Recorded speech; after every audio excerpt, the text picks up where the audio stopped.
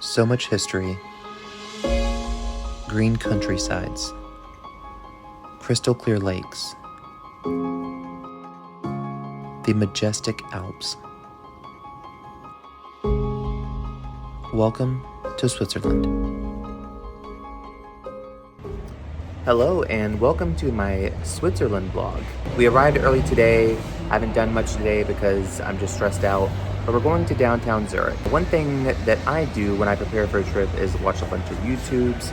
I've watched a bunch of YouTubes on Zurich and I really feel like there was nothing that's caught my interest.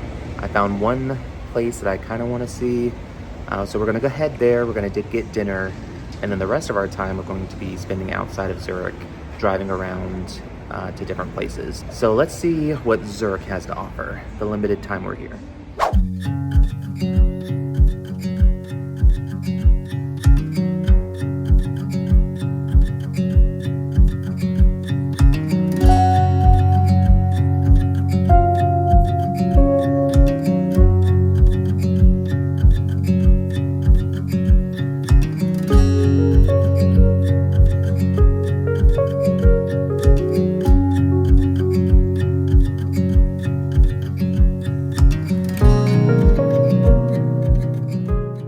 Pro tip that I've learned is actually leave the hotel room in Zurich, because Zurich is actually beautiful in the old downtown part.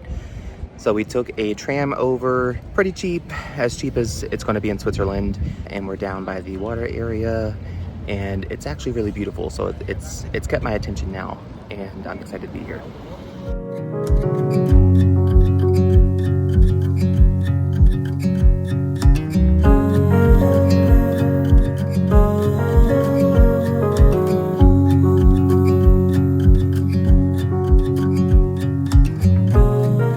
As I said, I was pleasantly surprised about just how beautiful Zurich was. When researching, I didn't find much to do, but I did find such joy in just strolling the magnificent city. The architecture and history of the buildings, including churches, the squares where food was all around, and the breathtaking water that was the center focus of the town made this so beautiful and so memorable. We did grab a bite to eat before heading back, and just in case you were wondering, I had a lasagna.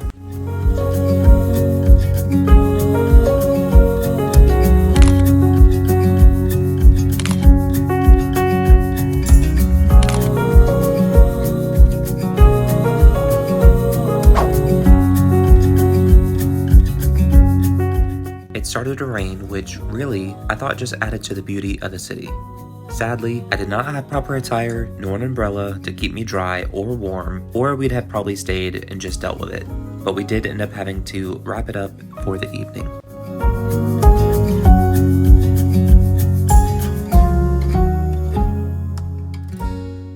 This will probably be some horrible lighting, and excuse me for having a TV on the background. I love UK trash TV. Today, it was good when we were out in Zurich, but unfortunately it started raining, so we enjoyed a nice lunch. It was delicious, and then came back to the room after exploring a little bit in the rain, but it is getting even colder, so the cold, rainy conditions didn't really make for a great travel day. So came back to the room, chilled out. I actually ordered Switzerland McDonald's. I'm probably too excited about that. They have chicken wings, a honey mustard chicken sandwich. I'm so excited to show you what I'm about to eat. But today is going to be a pretty chill night. Going to just research some things for tomorrow and take you along with us as we explore some smaller villages here in Switzerland. I am so sorry to report that the food was meh. Not bad, but not delicious, just over fried. We ended the night so we could get up early to road trip around the country.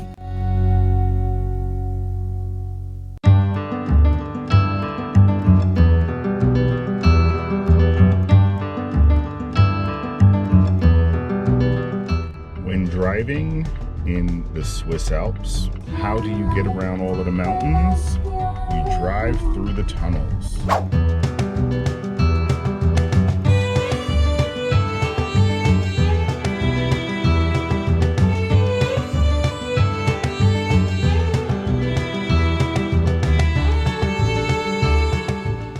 It's a 2-hour drive from Zurich to Lauterbrunnen, which wasn't too bad at all.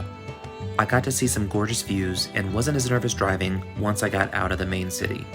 My main wish just was that I had more ability to look around and sightsee instead of concentrating on the road as much as I was.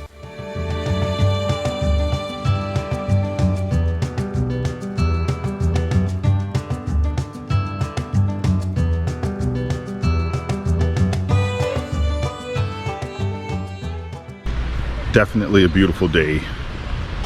The skies are clear.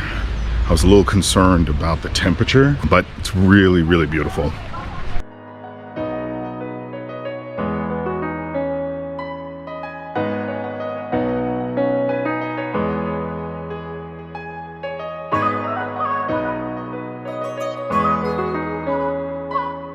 All right, good morning from day 2 in Switzerland. So day 1 was kind of lazy because it was raining, and we'll use that excuse. Day 2, we woke up a little early. We drove out to Lauterbrunnen, which is about a 2-hour drive. It was not a bad drive at all. I was a little apprehensive at first. I don't like driving in the city because it's a foreign city and all, but otherwise twisty, turny, but still it was an easy drive. We are going to see the views here, get lunch, I hope, refill on gas, and see more.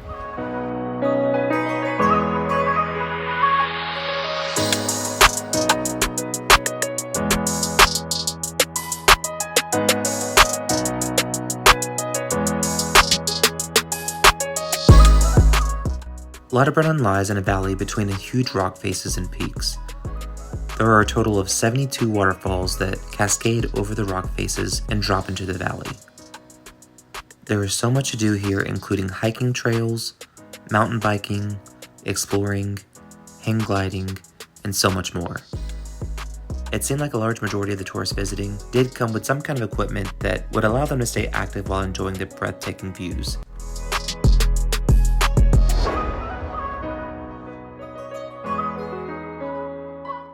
There was plenty to do and see, but we wanted to make sure to make the most of our day, so we didn't stay too incredibly long. We grabbed a bite to eat at a pub where I was joined by a guest that made me a little nervous. Warning, there was a large amount of yellow jackets all around Switzerland. I never got stung, but they did make sitting outside to enjoy meals just a bit more tense. There was also food stands and more established restaurants to enjoy food at as well.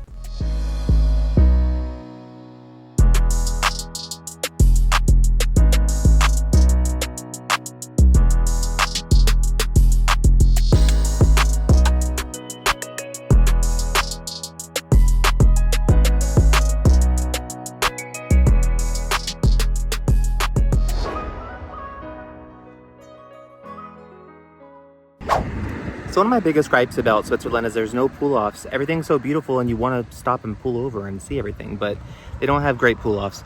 Behind me is just amazing blue Gatorade water.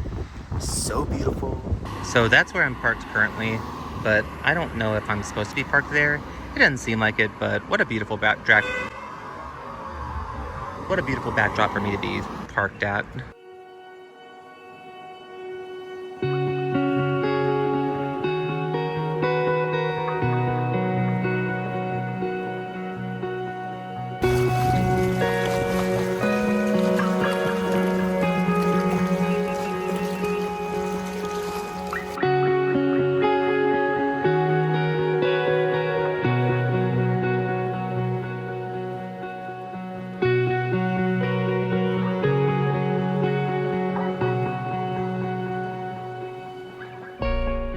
We were kind of aimlessly wandering for just a bit, but then I put Interlaken into the GPS, and what a great decision that was.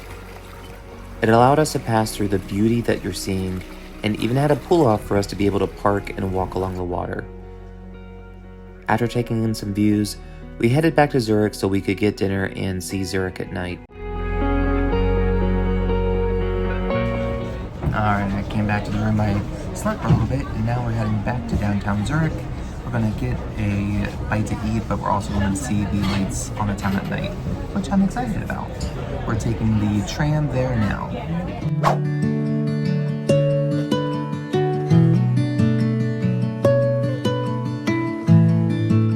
By the way, I feel like it should be kind of like a bucket list item to have fondue in Switzerland, so that was just a little bit of a must. One refreshing, and I say that as a pun, thing about Zurich is that there are plenty of fountains around the city that are paired with these spouts that you can refill up on your drinkable water. So be on the lookout.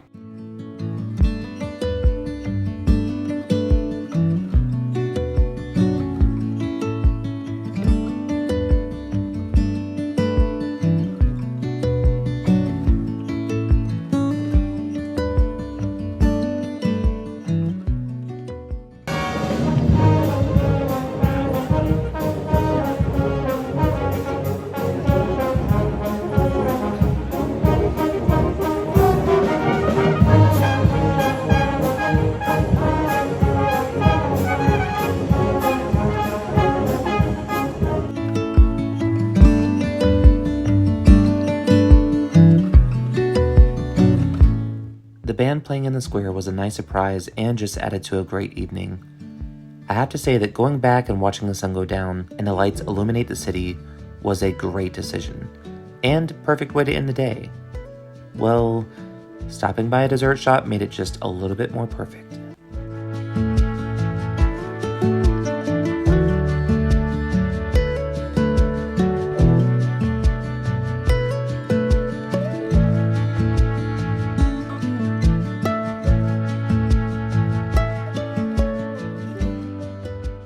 Good morning on the final day of Switzerland. We are in Zurich. Currently, we are catching a train all the way to Zermatt, where we will be able to view the Matterhorn.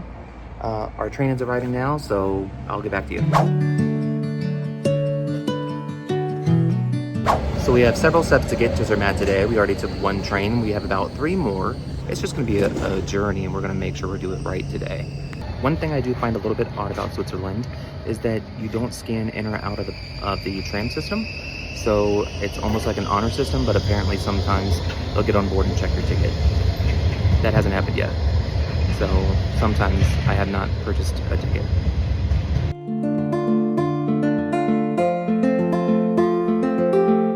Two more things briefly about Switzerland. First, notice in Europe, they just don't wake up early, and we really need to adopt that in America. We really do. Secondly, it's insane how many people smoke here.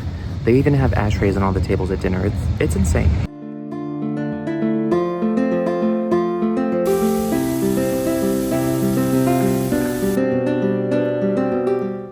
The train is an incredible way to tour Switzerland. Was it crowded? Yes.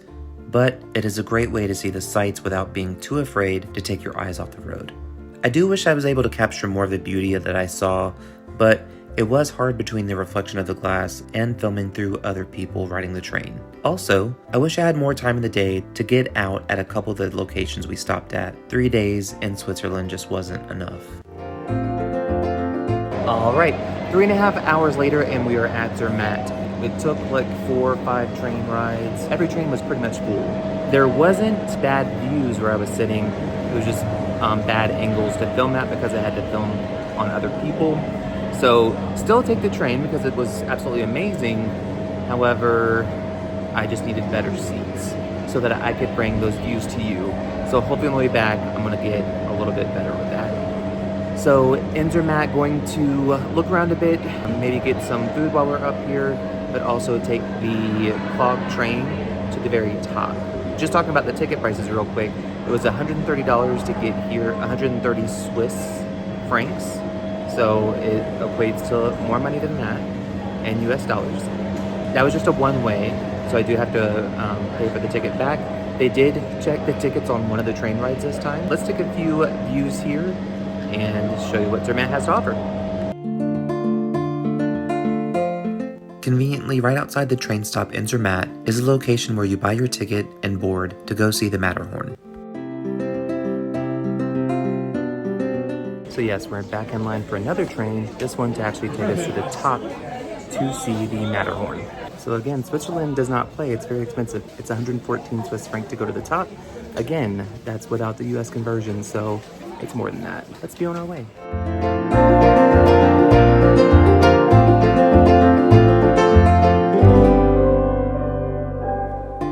Once you get on board, rush to the right side of the train, which will get you the best view of the Matterhorn on your journey up. We stayed through a couple of stops and got off on the Rottenboden stop to catch the Ruffelsee Lake that reflects the Matterhorn.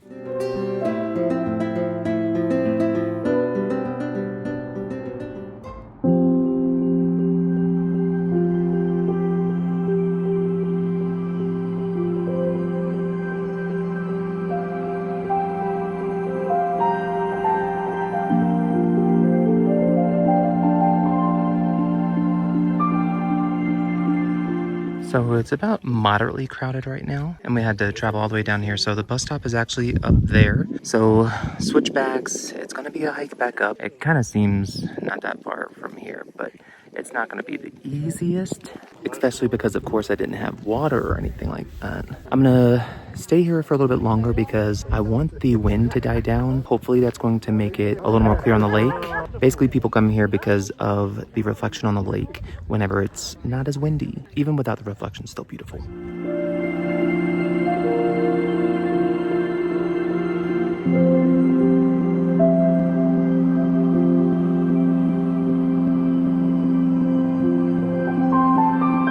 So clouds move in around the afternoon. So we got here kind of right before the clouds covered the Matterhorn. So we got a little lucky. Still a gorgeous view even with it covered. The best tip for you is to come earlier in the day.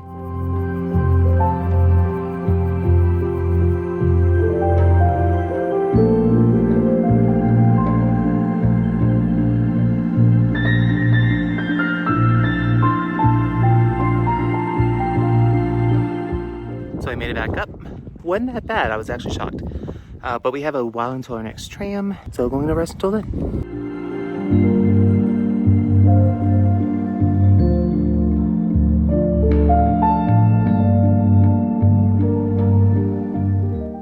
We finished the journey to the last stop on the train and explored a little bit more before heading back down. Just be aware that the train ride back down, especially as the day goes on, will be more jam-packed, so get aboard early and get a seat to be comfortable.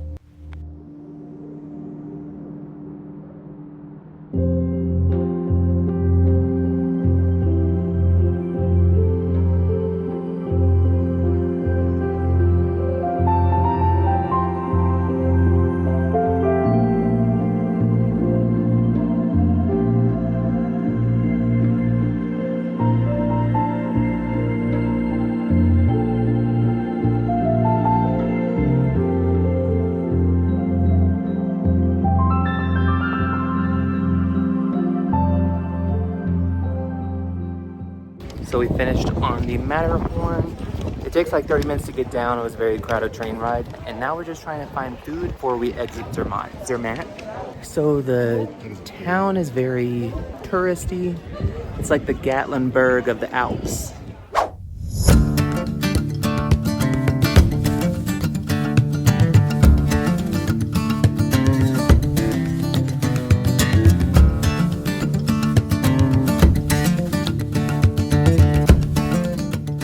Been looking for this the entire time in Switzerland.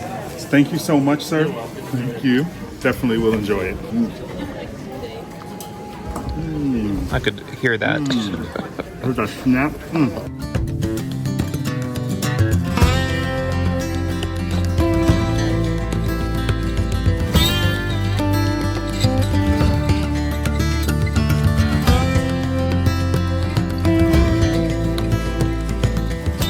We eventually made it back to Zurich, and me, being a little adventure, decided to get the same exact meal that I just had the night before. I just couldn't imagine not getting fondue one more time while I could, even though it wasn't as delicious as it was the night before. We wrapped up our evening and headed back to the hotel and got ready for the flight out the next day. Bye.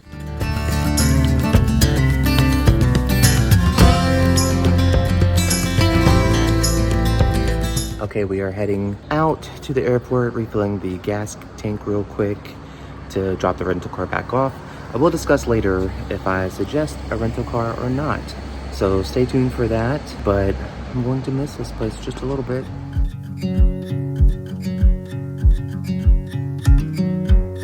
Welcome to Tim's Take, where I want to discuss transportation in Switzerland. So I rented a car before I got there and was kind of surprised about how cheap the rental car was. It was only about $230 US. As you saw from the video, I spent a lot more than that in just one day's worth of train rides. But I'll be very honest, that doesn't mean that I would prefer the rental car. The drawbacks of the rental car was driving in a foreign country and not being able to really pull off on the side of the road and get the images that I wanted anyways. Whereas if I took that public transportation, yes, it's more expensive, but I could be more so concentrating on the views that I'm getting while on the go. So what I will say about Tim's take on that transportation is do whatever's budget friendly. In this case, it was actually more budget friendly to get the rental car, but then I just had to deal with the stress and anxiety of driving in a foreign country and dealing with not being able to see as much as I wanted to see because I had to be so hyper focused. If I had more of a budget to spend, then yes, I would make sure to use the train service. It allowed for a more relaxing experience, and I was able to see so much more and not have to stress out as bad. So even surprising myself here, but I would prefer the train ride. Look at your budget, find out how much you want to spend, and make that decision for yourself, just weighing the pros and cons that I've already said. And on that note, on the next video, I am traveling to Greece. Here's a preview, and make sure to join me for that trip.